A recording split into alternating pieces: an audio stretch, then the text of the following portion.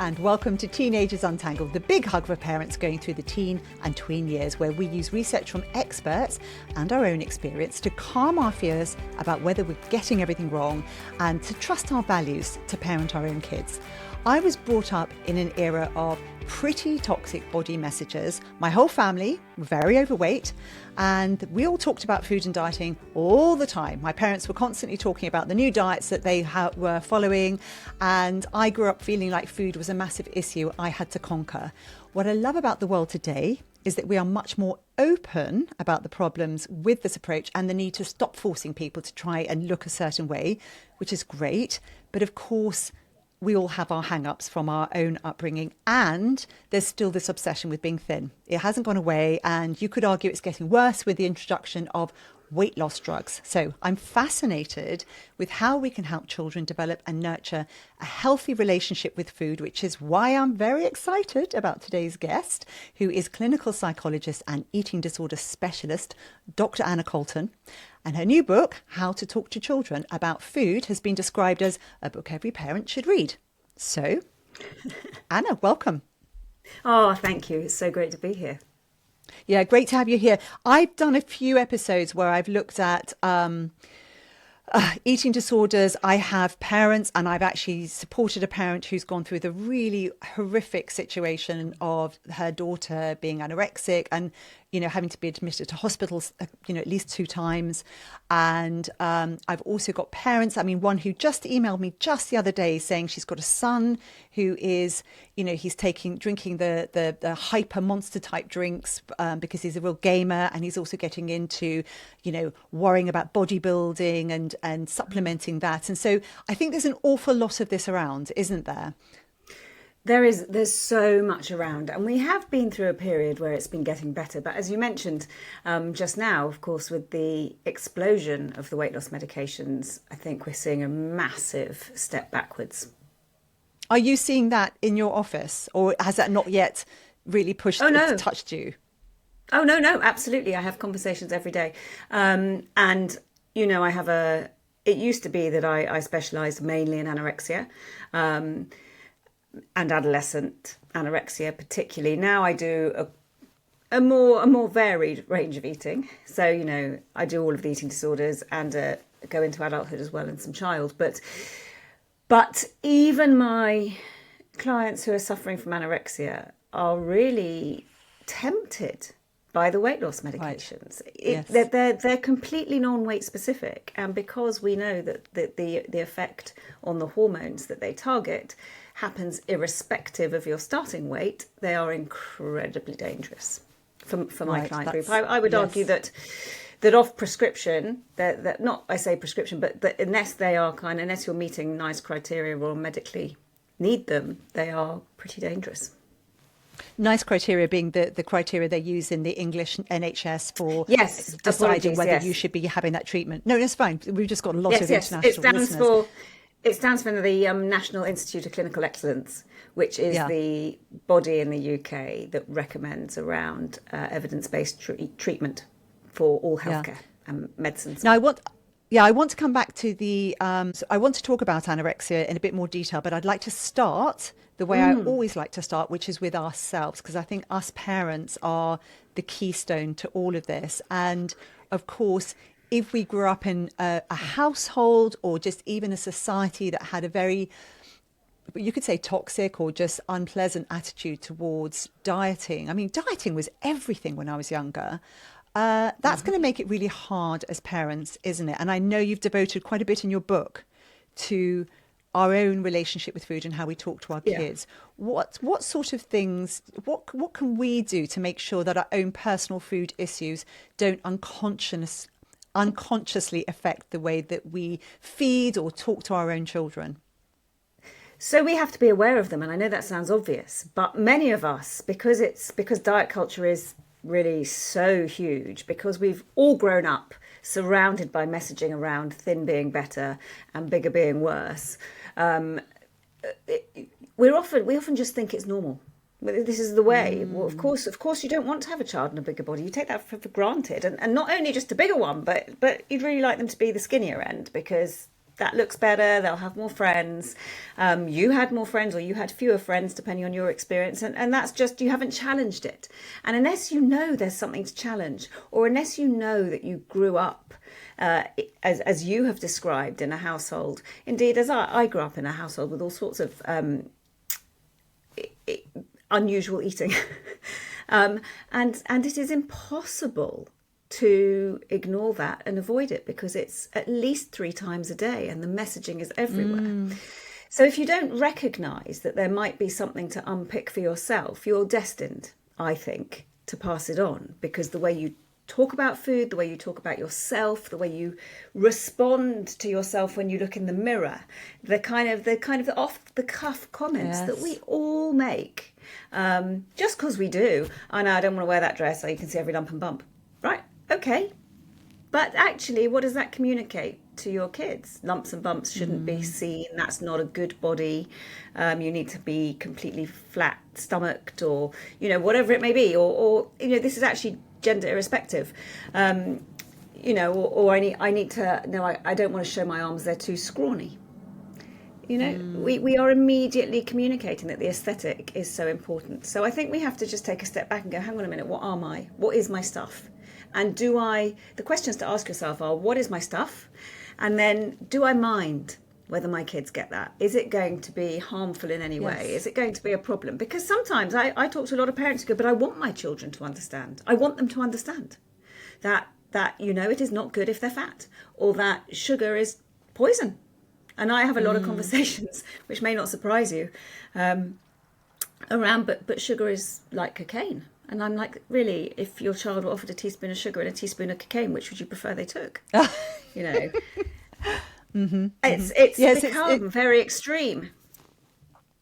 And yes, it's interesting, isn't it? Dr. Lucy Fuchs, when she came on the programme, she said we've got this real fear of addiction, and we're starting to talk about things as addictive, which aren't.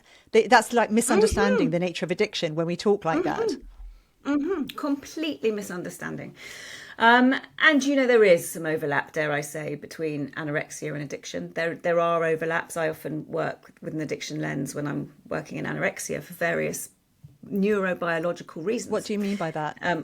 So when you are in a state of semi-starvation, when you fast or you don't eat or you're in a massive calorie deficit, your brain biology changes, and you get the endorphin highs and then the crashes, but the endorphin highs are caused by restriction. So then you want that endorphin high again. You become addicted to the feeling, and they're called starvation highs.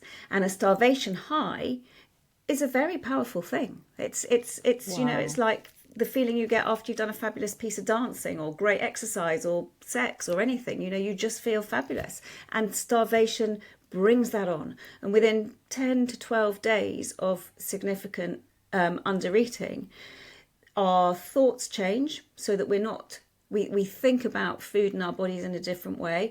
Our feelings change, so we forget the feelings that we had that are normally distressing, and actually it becomes increasingly weight, shape, size focused, and our whole brain changes. So with anorexia, there is a lot of overlap, but it's because of the changes in physiology and because of the impact that has on the thoughts and the feelings and the difficulty in changing behaviours once your brain has changed and become a starvation brain. That sounds quite scary as a parent. Yeah. Because I've spoken to people in schools that they try to monitor the kids eating, they try to get on top of it as quickly as possible, because it sounds like if it sets in, then it's actually so much harder to tackle. Oh my goodness. And that was why I wanted to write the book I wrote. I could have written here's how you get over anorexia, here's how you get over bulimia, but there's plenty of great stuff. But always, I'm up for prevention wherever possible. Let's not write the treatment manual. Let's try and think through the prevention. And that starts really, really young. Now, it's multifactorial. Any eating disorders, the emergence of any eating disorder is multifactorial. So there might be family factors, there might be genetic factors, there might be emotional factors, there might be intergenerational transition, which is when the beliefs get passed down through the generations, which is where you started your question, actually.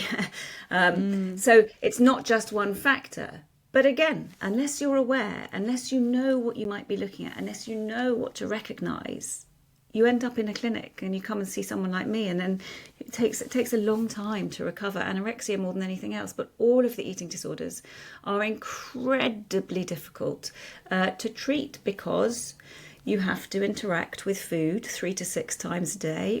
Yes. You can't survive without it. So unlike any other, if we're going back to the kind of comparison with addiction, alcohol, cigarettes, drugs, it is possible to cut it out of your life and never interact with it again. Food is completely the opposite. And so it's profoundly challenging. So you want to get in there and stop it. You don't want to wait till you're sure you've got a problem.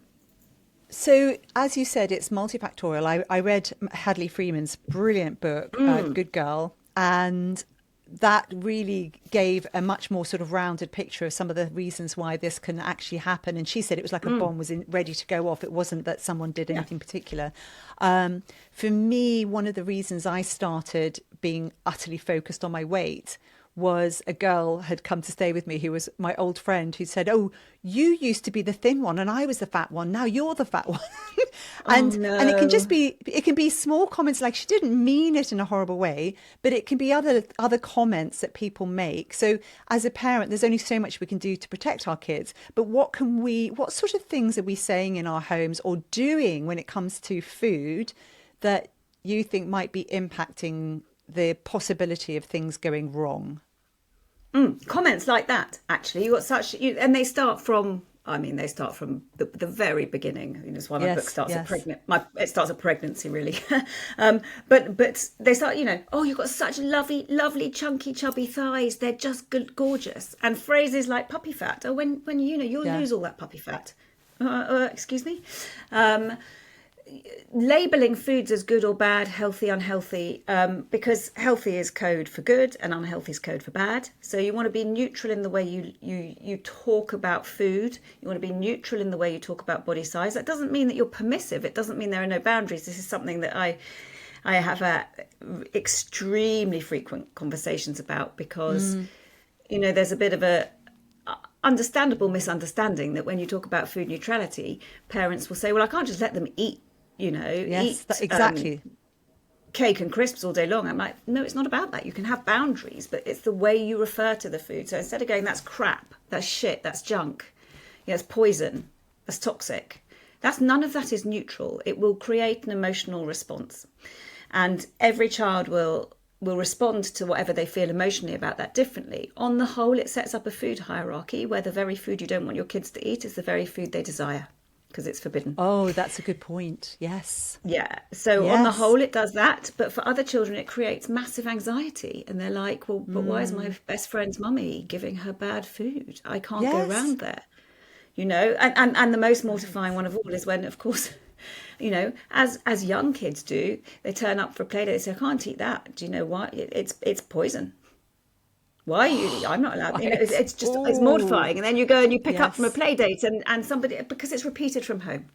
So we have to be neutral in the language. We can say, "Look, if you just eat sweets and you haven't had anything else, you'll probably you get lots of energy and then it'll crash and you might not feel well." Or we need to have a whole variety of foods, or you say whatever you want. It can be factual. You can have boundaries, but we just mustn't use pejorative language around it.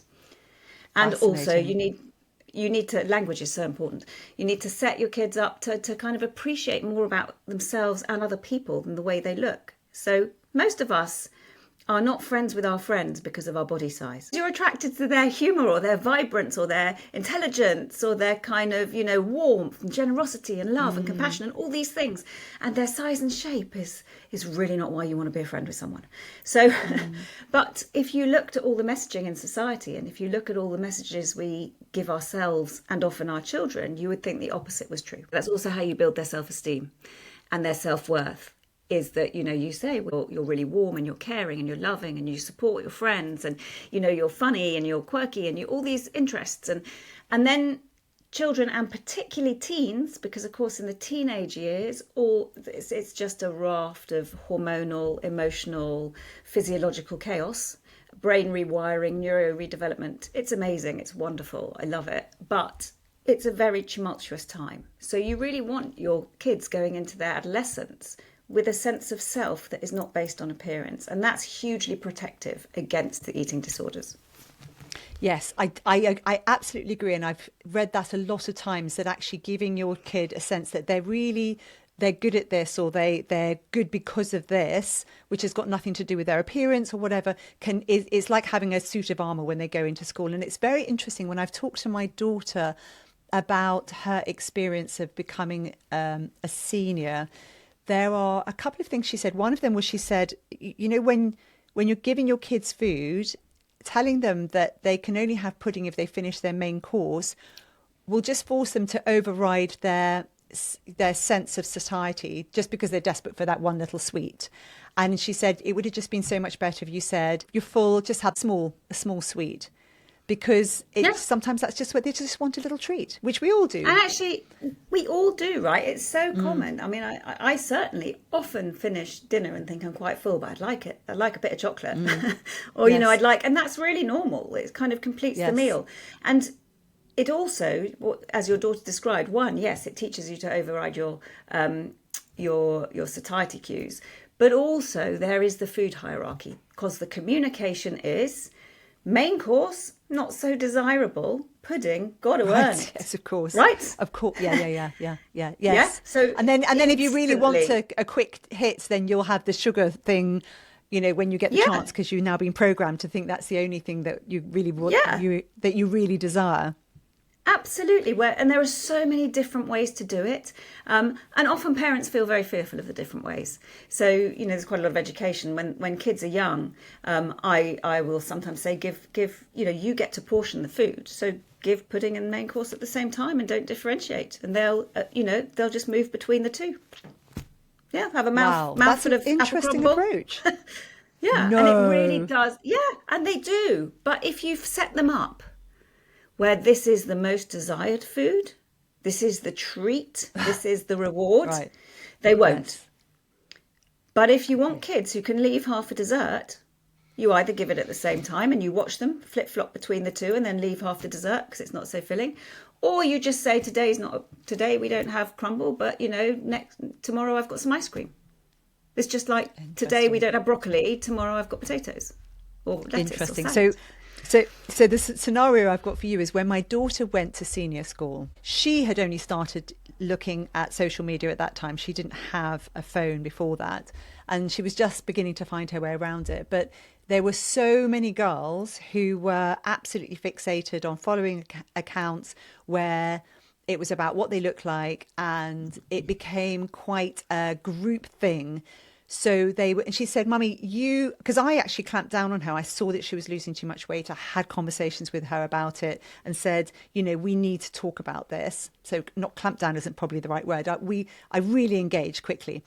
But she said, you have no idea. All the other girls have disordered eating. It's just that they're not losing weight.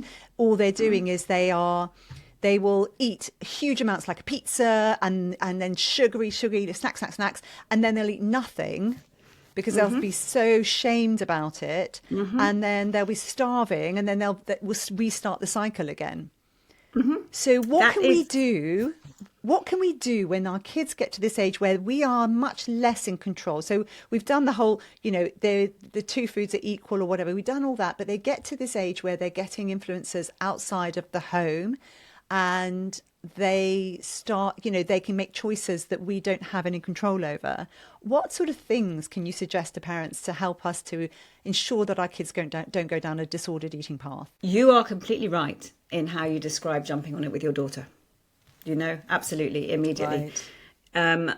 I always feel, as someone in the parenting space, I always feel I have to say, you know, I have 4 children of my own. It is not easy, even doing what I do, right? No. Doing what I do. I've done it for 25 years.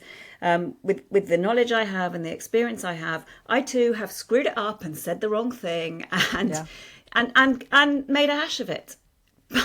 So I say that before I launch into advice, because I think, you know, food is really hard. Food and eating are really hard because of the society in which we live.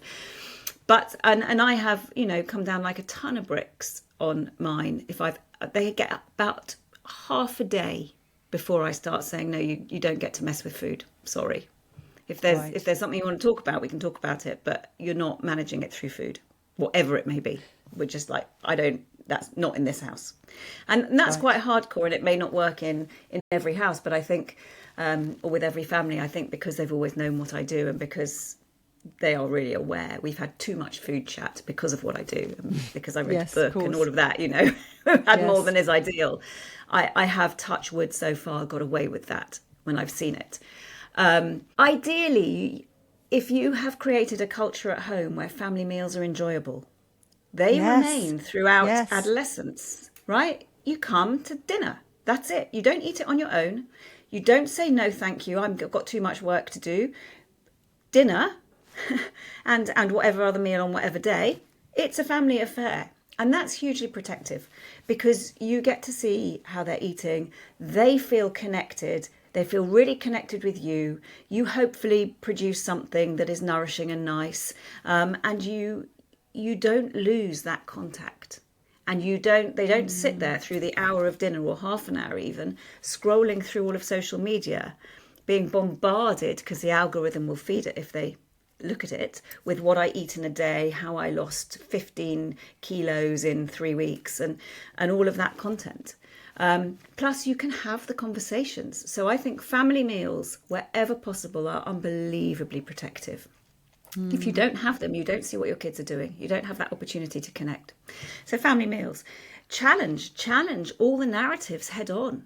Okay, so they're all disordered. You know, that your friends have got very disordered eating. Are they happy? Do they feel good? You've just talked about shame. I don't think that sounds like a great place to be. Would you like to feel shame about that? No. So let's just not, here's how you avoid it. You know what? Balance is really important. You know, all of the education around dieting leads to binging, because you described it so beautifully when you said, they eat pizza and chips or whatever, and then they feel shame, so they don't eat. But then they get really too hungry. So there's no, and so then they go for it again. That's why dieting is causal for both binging, and dieting is the number one cause of binging. Restriction is the number one cause of binging. And that's also why dieting is directly causal for eating disorders. Wow. How so if your child actually starts saying, no, I'm not on a diet, I'm doing this, then that's a signal that actually that's something you should be tuning in on and saying, I don't think so. Tune in on. If they're cutting out food groups, no. Just no. Okay, interesting. I mean, I would say if they're allergic, of course they must cut out food groups. If they genuinely feel unwell, of course they must cut out food groups. But on the whole, no. Their body is going through and their brain is going through profound change in the teenage years and in the adolescent process. It's unbelievably tricky to regulate for them. Starting to mess around with food on top of that, it's so very difficult. It won't help. It just won't help. As a parent, you have to kind of white knuckle that roller coaster until they're out the other side of adolescence. Because particularly for girls, you have got to gain enough weight and enough body fat to be able to have periods. You can't have periods. Yeah. If you're underweight, or if you're at an okay weight, but you've got literally no body fat, your periods won't start. So, that's something that I don't know why it's not taught in primary school, because parents get very distressed by it. But my daughter's gained so much weight, it's fine. It'll come off. She'll come off, but she has to go through proper puberty. Yes, I mean the daughter who's about to go to university, before she hit puberty, she gained weight, and she looks back and she says, "Oh, it was really fat," and she is a beanpole now, and it was, and actually, and it was just an opportunity to shoot up. Yeah, because again, and if she didn't, it doesn't matter. Yes, exactly. And we can't grow without a bit of weight. Weight means growth. So this fear of weight gain is also troubling, because, of course, weight gain means growth. Teenage boys, they might go shooting up, but they gain weight. And that's a good thing. You don't want a child who doesn't gain weight. It is frightening. It means they're not going to progress through their healthy development. And the other thing is, it's that conversation about, are you using food? And I say using in a really very direct way. Are you using food to manage your feelings? Because it's at the very beginning.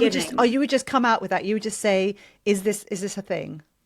Is this a thing? But I would come out with it partly because I am me, and I just tend to come out with it. No, I'm quite direct too. But I'd come out with Yeah. it also because I think it's actually a useful concept. Do you use exercise to manage your feelings? Nobody bats an eyelid at that question. I mean, I do use exercise to help my mood, absolutely. Are you using food to help your mood? Are you using food to kind of quell your anxiety? Are you not eating because actually you're very anxious and so you've got nausea that's coming from the anxiety? Are you feeling low and that's becoming associated with your body image and so you're trying to use food to manage those feelings? Absolutely, I would always ask it. I love that, and it's not something that occurred to me. And I think that normalizing that we do things to manage our feelings, and there are really Yeah, healthy things we can do and some less healthy, as in, these are good habits to set up for life, is a very interesting absolutely. thing to open up at that age. And it's a way of, what we want our kids to be able to do is learn to self-regulate with food, with mood, with feelings. They have the Mm, language to say to us, I feel this, and we can go, oh, let's think about that together. Not yeah. to suppress the feelings through starvation or to binge them away or to eat them and suffocate them. We don't want our kids to do that. So learning Yeah. to regulate our emotion is a massive, and in adulthood we never stop learning to regulate because we're going to be buffeted by storms in life. So we need to have Mm. strategies.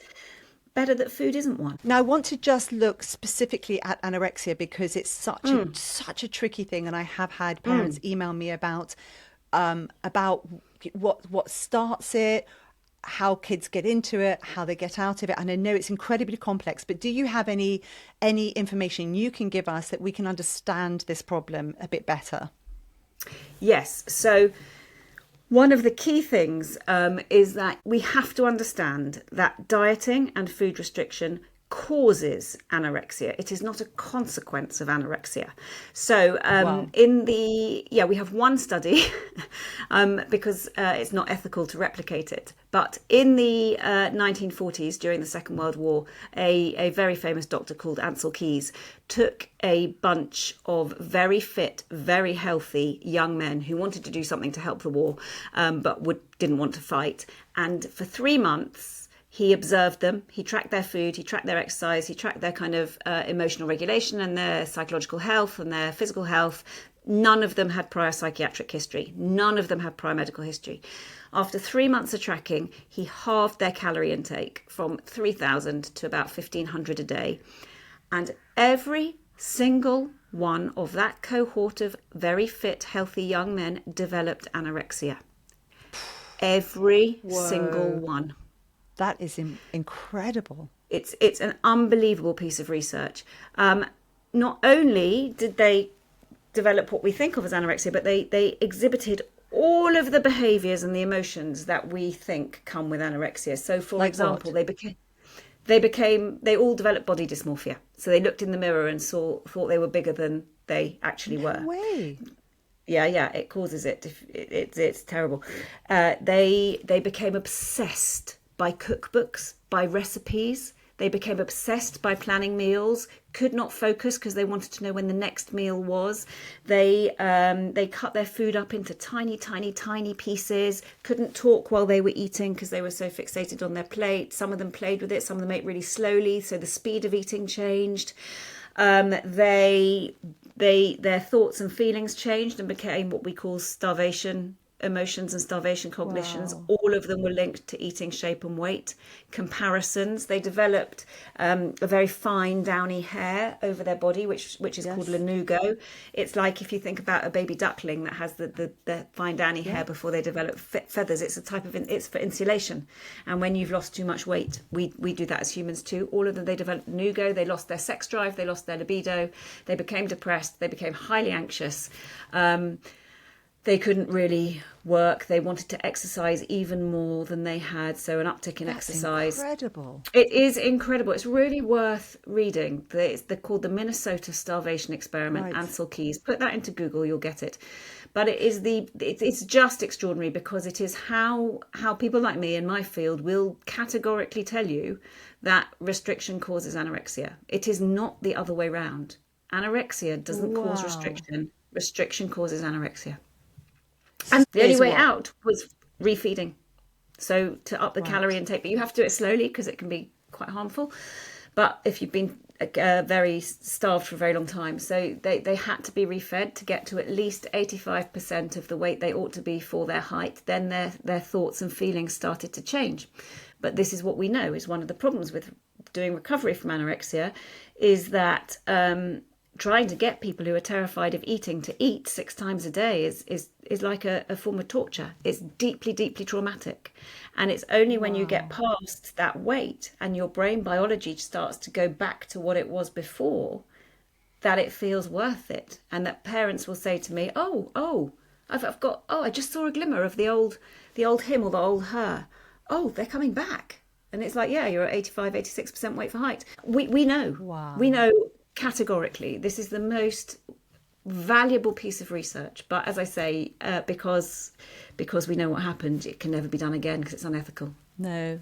And that makes it really clear why it's so very, very difficult if you're a parent and your child has actually ended up starting down this route, trying to arrest that fall, that you've really got to get in there quickly and be trying to refeed them, get them up to weight. But I mean, how would you tackle that as a parent? I mean, obviously there are professionals, but so many of us struggle to get professional help with anything. If you can't necessarily access a specialist straight away, what sort of things can a parent do to help their child if they started going down that route?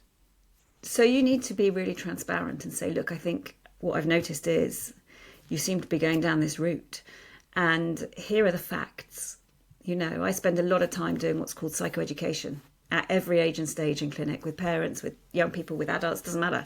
Because the kid, we don't know. Most people don't know, right, what happens to the brain and the body. No.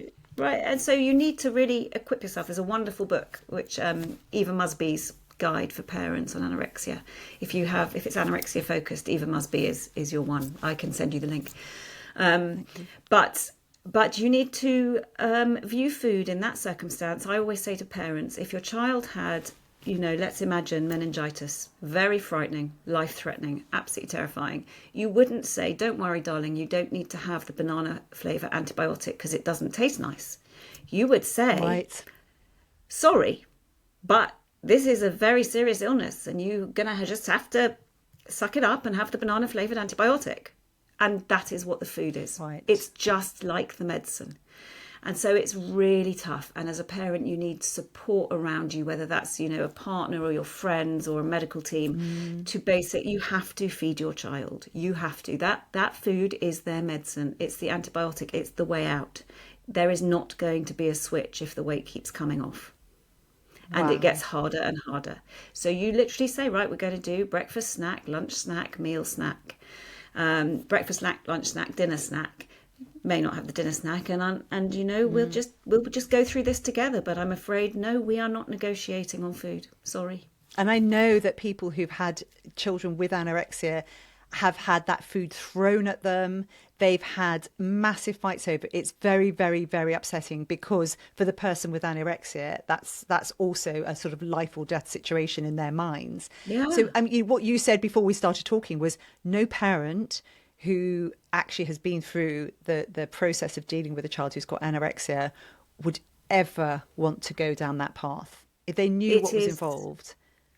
It's truly horrendous. It's horrendous. It's grueling. It's terrifying, and depending on how poorly your child is, you are worried your child is going to die, or they might die. As a parent, we're primarily wired. Our primal wiring is to keep our children safe on earth. But anorexia is the complete opposite. So it's absolutely terrifying. It's all consuming. And the treatment is really traumatic. So often I do a lot of work with people trying to clear treatment trauma.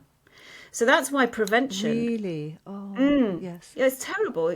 Hospital inpatient treatment for anorexia it can be amazing, but it's brutal. Because they're not going to take any prisoners on whether you eat. You are going to eat. And if you don't, it's going to be through a tube. So, it's absolutely brutal. So that's why I'm so keen on prevention or early intervention. I know it sounds crass, right, to be keen on it, but I again, it's why I wrote the book I wrote, because we need to know, we need to be more skilled up on all of this stuff, so that we can, one, make sure that whatever we do at home is protective. We can't guarantee, we live in the wrong culture, so we can't guarantee we can prevent, but we can protect against. We can change the odds. Yeah. And so that we recognise early signs and symptoms so that we can intervene, and so that we can help our children name their emotions, have a really broad vocabulary so that they are able to articulate what's going on rather than act it out through food. And when it comes to boys, I have actually done an entire episode on that kind of bodybuilding, gym, bigorexia, it's been coined. And this parent who emailed in saying, look, I'm really worried because my son is using energy drinks. He's getting into the bodybuilding and I'm worried he's going to be taking steroids and things. Because, of course, again, we can try and control our kids, but there's a level to which they're going to be influenced by the people around them. And, you know, if all their friends are doing these things and they're saying, well, I can stay up gaming for however long because I'm using this, then they're going to want to use it. What are your thoughts about how parents can manage some situation like that? It is okay to have boundaries. You know, teenagers, their job is to push against the boundaries. Our job is to, as parents through the teenage years, is to hold them. Now, I have a real belief. I don't believe in things like grounding. I just don't. I don't think it works. I have a belief that you can have quite large boundaries, that they don't come up against that often. But if you've set a boundary, you need to stick to a boundary. And the consequences, or whatever you want to call it, need to be completely logical. Because, and you see this really in younger kids, right? You know, when you know, you've been naughty, no chocolate. That's just totally illogical. It's got to be logical. So, you know, if you've got a child staying up gaming all night, you might say, look, I'm going to have to turn the Wi-Fi off. And I'm going to have to take your phone. I know that might feel annoying, but we've tried to talk about how you can manage this so that you can still get up and go to school, so that you're healthy, so that you're well, so that you're not completely distracted. It's not working. We're going to have to do something else. And I'm afraid until you can show me that you can manage it, these are the things I'm going to have to do. Now, you might have a fallout. That's okay. You can repair it. It's all about repair. You know, ruptures are part of life. That's fine. It's about the repair. So they can be upset with you. That's absolutely fine. I think one of the difficulties we get into as parents is that we become quite frightened of our children being really cross with us. We do. Inevitably. Yeah. Yeah, but we don't need to be frightened. Ideally, if you've got a decent relationship, then you need to remember through the teenage years, they are meant to push the boundaries and you are meant to hold them. There's nothing worse, and I'm sure anyone who's listening, if I said, think of a time when there were no boundaries when you were growing up, you could make any decision you wanted at any time of night or day. Did it feel good? Everyone will say no, it's completely uncontaining. It's horrible. Yeah, I agree. It's interesting, isn't it? Because the whole using these caffeinated drinks in order to be able to game for longer, I think about that, and I think about how when I was a presenter, I knew there were people using cocaine to make themselves look alive, because we were having to start work at 3 a.m, and, you know, it's very, very tiring. And, you know, I never did any of that because I kept thinking, well, if I can't do a job without taking something that is bad for me, then maybe I shouldn't be doing that job. And I guess if we talk to our kids and we say, well, if you can't actually perform well in the gaming without putting stuff in your body that's not good for your body, then maybe that the problem's the gaming, not you know, the fact that you're not taking the thing. Absolutely. But also you would want to do, wouldn't you, a little bit of, hang on, let's look at what happens when we game so much. Let's look what happens in the brain. And also, are you gaming because you're enjoying the gaming, or are you gaming because you don't want to feel left out? So what is the reason? I'm a big fan of what is the reason that you're doing this? Let's understand it, because how you respond to it changes completely with a different understanding or a different motivation of why they're doing it. Yes, I love that. And are there signs that we can look for, boys and girls, that would tell us, now you've said eating meals together. I love that. And I speak about it quite a lot. And I'm often surprised by how many people don't actually eat together. And even if it's just once a week, I think one of the other things about eating together is try and make it fun, obviously, because if it's just like ripping teeth out, nobody's going to want to do it. But the thing is, it's also that your kids learn how to take turns chatting with other people from other generations, listening to each other, resolving things. I don't know. I just and how to have fun together. And I just think it actually does so many things, not just the food. That I could totally, I'm on your path, but also other things that we can be looking for where we think that doesn't look quite right. You know, whether it's the food, the boy, and them trying to bodybuild too much, or with girls. Are there things that when you have people coming to you, you can like, oh, that was one of the things? Yes. So I absolutely hate. I always try and not use hate, but I really do hate the term clean eating. So for me, that's a massive red flag, because I don't even understand what it is. It's code for cutting. It's code for cutting out. Right. And we know that orthorexia, which is an unhealthy obsession with healthy eating, slips straight into anorexia, boys and girls, irrespective. Right. And actually, boys often more, because it's not picked up. They're going to the gym a lot. They're working out. You know, they might be doing PE, GCSE. So might the girls. But you know, they don't have the weight spurt that girls have. They just often just go up, and you're like, where does all that food go? You know, suddenly not eating outside of meals with teenage boys, but any teenager. Actually, I think what's happening there, because the biology that drives eating through adolescence is a biology that is a hungry biology. They need a lot. I don't like the calorie word, but here we go, just once. Yes. They need thousands a day, many more than us. Right. So they ought to be eating more than us. It's really normal. I don't know if it happened in your house, but I had boys. I have 3 boys and a girl, and you know, I would make significant amounts, and I've always just put the food on the table for them to serve themselves, because I think that's a really useful skill throughout life, is learning to portion, learning to, and it helps with, you know, trying new foods, because it's not put on your plate for you. You can kind of watch and model, and you can learn, and you can take a teeny weeny bit and then say, no, I don't like, or yes, I do. So it's a great way to get kids and teens to eat a little bit more diversely.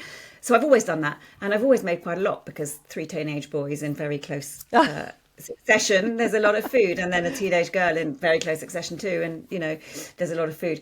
But, you know, my sons would finish a meal, one in particular, and go, right. I mean, I finished, but can I now have the cereal? Is it all right? You know, am I going to upset you if I now get the cereal out? And it was so sweet, because it's so respectful to me to ask me, and so very normal, you know, to come down and toast half a loaf of bread, or eat 3 bowls of cereal. It's just normal. And again, I just wish more people knew, if your child is not doing any of that ever through their growth spurts, I am a bit concerned about it. I'm worried about the messaging in the family, or the permission.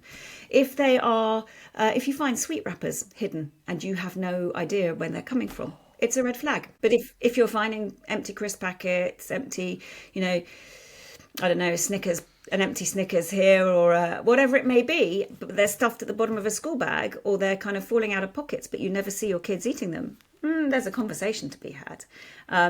Again, you know, if your child seems to eat all right but be dropping a lot of weight, or vice versa, these are conversations. They're just conversations. I'm really curious. What's going on? I love the technique of just saying, I notice, and then just waiting. Like, rather than judging or anything, just say, I've noticed this. I've noticed. And you can be, I'm really curious about this. And I think, you know, if we could do more, and it's not always easy, I don't always do it.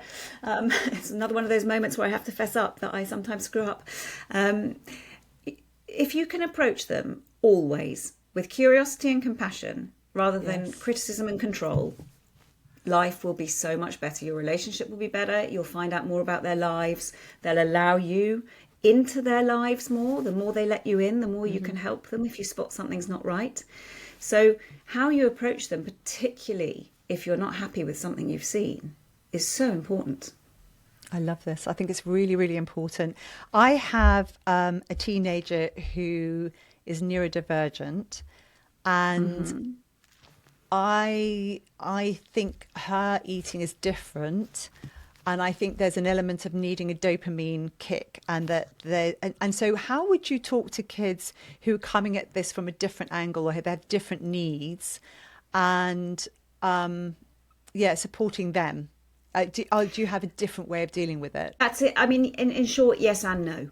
So Right. what you see with more of an ADHD profile is the dopamine hit seeking, the kind of I need sugar, I Yes. need it now. That's the Yes. ADHD profile, which will be more of a food seeking profile. Within an autistic spectrum profile, you're likely to see more restriction, broad brush, more control, more restriction, more Interesting.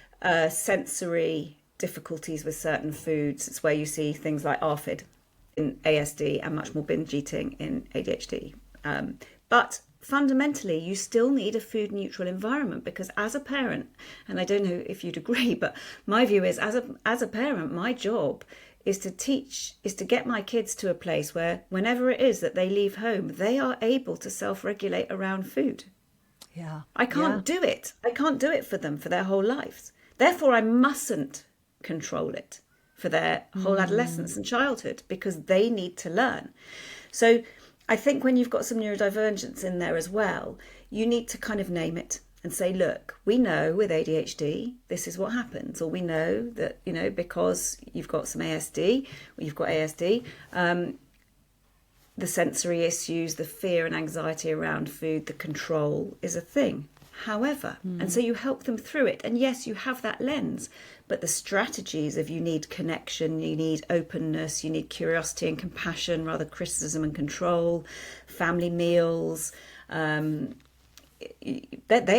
stand. Your language Yeah. matters. It all Yeah. stands, whatever issue you're facing. It's just the kind of the factors that you're going to put into your conversations, and that you might think about, well, this one will need more snacks. We know that in ADHD, snacking can be very helpful, particularly towards adulthood, because towards adulthood, many young people, and indeed adults with ADHD, won't take the time to cook a full meal. So actually, Yes. Yes. I've seen right, that. it's just Yeah. exactly. With adults. So exactly. So then you don't want to be setting them up How to kind interesting. of, Yes. excuse the phraseology, but to fail. You don't want to do that. So then you need to say, right, so how are we going to get you to a place where you go off to university, or you go to work and you live independently, and you eat a properly balanced, healthy diet? You're going to have some sugar and some crisps and some this in there because you love it or you like it. But how are we going to, what do you need in your fridge to make sure, it might be tubs of hummus and cut up carrots. If they like that, Yeah. great. But then Yeah. you make sure they have it in the fridge. And you talk them through it, you help them through it, you help them understand what happens to their body, their mind, their mood, their energy when they eat certain foods. There's nothing wrong with any of that at any age, with any profile. We don't need to be I love scared that. of Yes. saying that. And I think that it's that mindfulness, isn't it, of just helping them to say, oh, how did that feel? And and one thing I've started doing is I've reverted back to what I used to do when my kids were very little and they would come out of school really, really hungry. I now just have lots of seeds and chopped up carrot, cucumber, anything like that, Yeah. apple, all sitting out on the table ready, so that Yeah. if one of my kids gets hungry, there's something that they come and snack on, so that if they're waiting for supper, they're not then trying to grab something that isn't particularly going to make them feel good, or that's going to fill them up and they won't enjoy a proper meal with me. And I found that that's Exactly. very helpful, really helped. Really helpful. I always had and I now get told off, they're a bit older, that I don't do it all the time. But I used to always keep a box of cut up veg, all sort of cucumber, Yes. carrots, peppers, in the fridge was the veg box. And it would just come out whenever they wanted. They'd just take it out, they'd help themselves, sometimes with a tub of hummus, sometimes with peanut butter, sometimes with cream cheese. It didn't really matter. But depending, sometimes I go, hang on a minute, we've got 20 minutes till dinner, you can sit tight. But on the whole, if they're snacking on veg and hummus, I mean, who am I to complain? It's great. No. So it's Yeah. about, but if you've got a child at any age who won't manage a meal if they've had a snack, well, then you're going to have to say, you know what? Could you hold off? Could we do something differently? Yeah. How can we get you through Yes. this? Because the meal that's coming is really great, and you need to be there anyway, because that's what we do in this house, is sit down together. So how do I help you through this little hump? In fairness, that's Go and me. lay the I'm table. that person. I am the person You're who the comes to snacker. dinner full. I am the snacker, and I am the person who never wants to eat a meal, really, despite making them all. But I still do. I love and that. I have to do that work on myself, because really, if I had my way, I would probably graze at the fridge and never have a meal. But I don't. And Yes. I remain on that, remain working on that probably forever. It's funny because my husband's a real snacker, and he'd always have these snacks. And I am literally, if the food is there, I will eat it. Crisps, chocolates, anything. If I open a cupboard, it's there. I'm going to eat it because I don't really have that self-restraint. So I told him, please don't buy it. So what he did was he started buying this stuff, and he keeps it in his car. And so that's like the mobile sort of tuck box, and I see him going out to the car, and now I found that he keeps bars of Toblerone in a sort of fridge at the back that nobody sees, and it's at least it's not in my way. But that's so funny. That's so and my brilliant. friend said, "Oh, you should get all the kids to go and sit in the car with him, and they can all eat snacks, and you can have a nice peaceful house." That's so funny. So there are different types of hunger. There are really different types of hunger. Yes. So it's not just whether you're biologically hungry because you're ready for your next meal, but, have you gone too far? Is it extreme hunger, which you are very unlikely to be able to control? That's when the binging comes in. Or is it kind of practical hunger? You're recording a podcast at 12, another one at 1, another one at 2. When are you going to do lunch? So you might put it at 11 or you might put it at 3. That's a very practical thing. You may not be hungry, but when are you going to do it? And then the one that I fall for, that really sums me up, is taste hunger. If I like the taste of something, too. Right, I'm just going to eat it, even if I don't want it. For me, toast and Marmite. If someone makes some toast and Marmite, that is me. Any day. Yeah. It doesn't matter if I might say to my kids, can I have a bite? I've had my own breakfast or my own lunch or my own, so can I have a bite of your toast? Because I love it. Yes. And I'm incredibly lucky. I don't like really chocolate or ice cream. I really don't like ice cream. So I feel, but I genuinely don't like it and never have. So the fact that my kids don't really see me eat it doesn't matter, because I would eat all sorts of other stuff. You don't have to like everything. You just mustn't tie your not eating something to your weight or your shape or your size or the kind of bad of any particular food. Yes. So what is there any one thing you'd like to leave parents with? Do please take the time to interrogate yourself and sort out your stuff. There's literally no shame or no blame. It's the greatest gift you can give your kid to break the cycle. It really is. But the cycle is ingrained in all of us, and we are destined to pass our baggage onto our kids, just like our parents did to us and their parents before them. If we do not understand it and try and challenge our beliefs, even if you need professional help, it really doesn't matter. It's a great gift. Do it. I agree. Because a bad relationship with food will do so much more harm throughout life than the odd packet of crisps or bar of chocolate or ready meal. Oh, so true. That's absolutely 100%. I love that. I absolutely love that. Dr. Anna Colton, how do people find you and your book and any other information about you? So my book is available Amazon, Waterstones, all major bookstores in the US, in Australia, in New Zealand. It's just been translated into Turkish and Slovakian and Polish. Wow. So it's everywhere. It's worldwide release on Audible. And then Instagram and TikTok, I'm at the food psychologist, at the_food_psychologist, but probably my name will get you there. And I'm eminently Googleable. Well, I'll put the links to everything in the podcast notes, so please go there. I'll put also some links to other episodes that I have done, just where Susie and I chat. I've done lots of research behind it, but this is brilliant. Thank you so much. I absolutely love what you're saying. If you found this at all useful, please just send it to one person who you think might benefit right now, even if it's just your parents, to say, can you back off? And you can send me a review. You can email at teenagersuntangled@gmail.com. My website has just about everything on it. You can find the episodes and other episodes on there. I also have a Substack now, and one of the key things that I like to push on that Substack is my one section where I talk about values, and I think values absolutely underpin everything about our parenting. If you figure out what your values are, you've made such massive progress, and you can start as a family problem solving anything that you're struggling with. So go on there, try and work out your values. Even if you don't use my crib sheet, try and do it wherever you can find something. And that's it. Have a great week. Big hug from me. Bye-bye.